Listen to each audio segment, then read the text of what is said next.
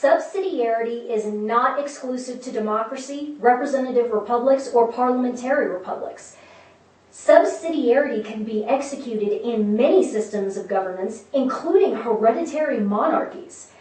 This is why Christ did not call out a specific form of governance, because he knew that many forms of governance are feasible so long as subsidiarity is observed. History has shown us that a godly man can reign as a king, living as a humble servant to his people. In the Old Testament, good kings included Asa, Hezekiah, and Josiah. In modern times, King St. Louis IX of France, King St. Stephen I of Hungary, and King St. Casimir of Poland are examples of godly monarchs who ruled in a spirit of subsidiarity. As a corollary, democratic or representative republic systems do not guarantee subsidiarity if infiltrated and usurped by godless, power-hungry, money-grubbing, moral degenerates like Barack Obama, Nancy Pelosi, Harry Reid, Hillary Clinton, Charles Schumer, Lindsey Graham, John McCain, and all the rest. Those systems will lead to totalitarianism and ultimate collapse. That is what we are seeing happen right now.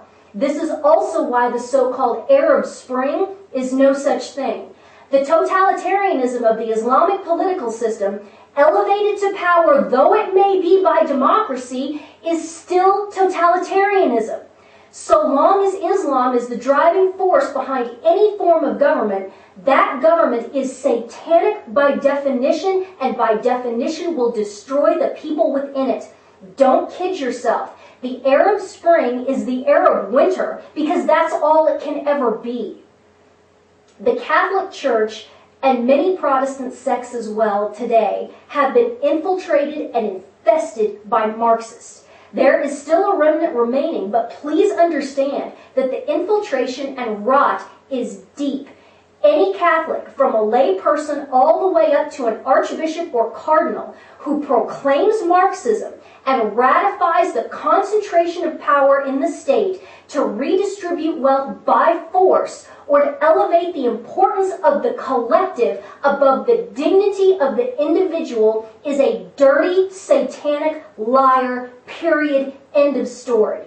And that goes not just for Catholics, but any Christian or Jew, because the concept of subsidiarity was revealed at the foot of Mount Sinai, recorded in the Torah, and demonstrated par excellence by Christ crucified on Calvary. The argument that Christ's call to love and serve the poor is to be achieved by dehumanizing the individual and installing a totalitarian state is satanic, serpentine manipulation. You filthy Marxist scum have been twisting and perverting the gospel into this satanic filth for decades. And you know what? I'm ending it right here and right now. You cannot be both a Christian or an observant Jew and a Marxist. Specifically to Christians now. You cannot advocate a satanic system of governance while claiming to be preaching the gospel of Christ. No, you have to pick. It's either Marxism or Christ. And so, to Jeremiah Wright, Jesse Jackson, Al Sharpton, the majority of the United States Conference of Catholic Bishops, the majority of the Jesuit Order, the majority of the United Methodist Church, the majority of the Presbyterian Church USA, the majority of the Evangelical Lutheran Church, the majority of the Episcopalian Church, what little is left, and of course the ironically named Disciples of Christ and United Church of Christ, and all of the others. Choose. Choose now. It is either Christ or Marx. If you choose Christ, great. Praise the Lord. If you choose Marx in even the smallest way, and we all know that you will, pack your bags and get out. And we'll be praying for you and your conversion and your return to the fold as authentic Christians. But your days of squatting in the church are over. Finally, I would like to lay out my 3-point tactical plan should the Marxist Islamic poop hit the proverbial fan, which I'm afraid is all but inevitable at this point. In this portion, I would like to focus once again especially on the Jews in the audience. So far, we have established how Israel has been the proxy for humanity throughout salvation history. Understanding that as we do, we can now see that to hate Israel is to hate humanity itself. All we need do to confirm this is look at where the locus of anti-Semitism exists in today's world. There are two main loci today, Marxism and Islam. Both of these political systems have at their core an intrinsic hatred of the individual man.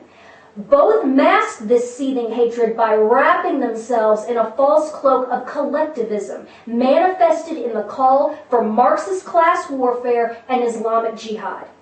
Both systems use the Jews as their primary scapegoat and whipping boy, blaming all problems in the world on Jews, and then calling for the final solution to the stumbling block to utopia that is the Jewish race.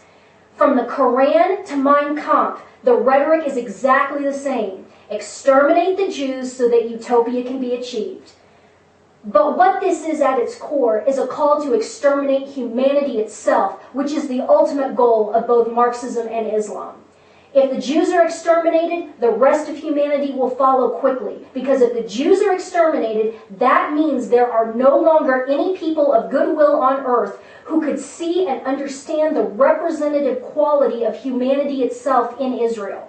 No one would be left to take up the banner of Christ and the church militant to march against the forces of evil in defense of not just Israel, but all human life on earth.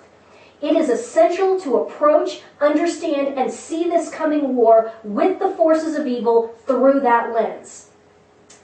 I recently saw a video of an Islamic execution taped in the Middle East. In it, 3 condemned men were bound hand and foot standing beside an incinerator or furnace. The men were doused with an accelerant, presumably gasoline, and then were thrown alive into the incinerator, where they could be seen writhing in flames as they died in the furnace.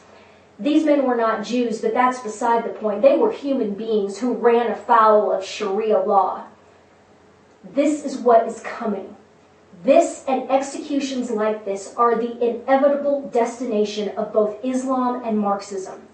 Hitler had his ovens. Stalin had his gulags, Mao had his execution quotas, the Khmer Rouge had their killing fields.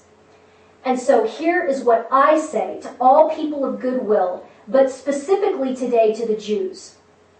If a second Holocaust begins, and you find yourself standing bound on the precipice of an incinerator, I'm coming. My first tactical objective will be to come in, guns a-blazing, and rescue you, and we'll both get out of there and hopefully take a bunch of bad guys out in the process. That's objective number 1. If that doesn't work, and I am unable to free you by force of arms, I will negotiate with the evil executioners to switch places with you. I will offer to be executed in your place so long as you are freed. That is tactical objective number 2. If that doesn't work, then I'm going to stay and die with you. There is no possible way that I'm going to turn my back on you as you stand on the precipice of the incinerator, walk away, and let you die alone and afraid, and then congratulate myself on my ability to handle and survive the situation. No. I'm going to stand beside you, I'm going to throw my arms around you, and I'm going to hold you and tell you that I love you. I am going to make certain that the last sounds you hear ringing in your ears on this earth are the sounds of a friend telling you that you are loved, and that you are precious, and that you are not, never have been, and never will be alone. And then we will go into the incinerator together. Because I can't think of a better way to die, with the words I love you on my lips. That is tactical objective number 3. And now one final question. Do you honestly believe that Barack Obama or Nancy Pelosi or Harry Reid or John Kerry or any of the Hollywood people or Michael Moore, or Keith Olbermann, or Joy Behar, or any of the people who would call me a venomous, hate-spewing bigot, would stay and die with you if it came down to that? Of course they wouldn't, and we all know this. But I am the hate monger. I am the bigot. I am the danger to society. Ladies and gentlemen, Western civilization has officially jumped the shark. The words, "I love you," delivered in sincere Christian charity, are now a hate crime that warrants the suppression of free speech. Thank you very much for your time. My name is Ann Barnhardt, and I love you. Subsidiarity is not exclusive to democracy, representative republics, or parliamentary republics. Subsidiarity can be executed in many systems of governance, including hereditary monarchies. This is why Christ did not call out a specific form of governance, because he knew that many forms of governance are feasible so long as subsidiarity is observed. History has shown us that a godly man can reign as a king, living as a humble servant to his people. In the Old Testament, good kings included Asa, Hezekiah, and Josiah. In modern times, King St. Louis IX of France, King St. Stephen I of Hungary, and King St. Casimir of Poland are examples of godly monarchs who ruled in a spirit of subsidiarity. As a corollary, democratic or representative republic systems do not guarantee subsidiarity if infiltrated and usurped by godless, power-hungry, money-grubbing, moral degenerates like Barack Obama.